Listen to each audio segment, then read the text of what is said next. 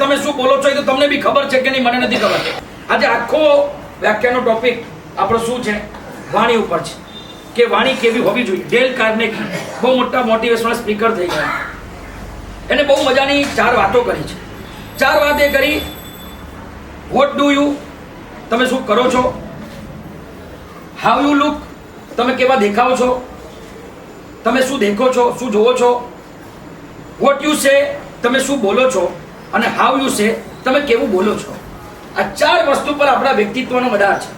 પહેલા નંબરમાં તમે શું કરો છો, એને પહેલો પ્રશ્ન. તમે તમારી જાતને પ્રશ્ન કરો, હું શું કરું છું, એ તમે વિચાર કરો. બીજા નંબરમાં તમે શું જોવો છો? માણસ જોવો છો, માણસની લાગણી જોવો છો, માણસમાં અંદર રહેલી સંવેદના જોવો છો કે માણસનો ખાલી બિહેવિયર જોવો છો? તમે શું જોવો છો એના પર તમારું વ્યક્તિત્વ નક્કી થશે. પહેલા તમે શું કરો છો, બીજા નંબરમાં તમે શું જોવો છો, ત્રીજા નંબરમાં વોટ યુ સે, તમે શું બોલો છો, અને ચોથા નંબરમાં હાઉ યુ સે, તમે કેવું બોલો છો. આ આખા વસ્તુમાં ચોથા નંબર પર આપણે આખી ચર્ચા આજે કરવાની છે. How you say, what you say, તમે શું બોલો છો એ તો તમને બી ખબર છે કે નહીં મને નથી ખબર, પણ તમે કેવું બોલો છો એના પર આપણા આખા પ્રવચનનો આ વિષય છે.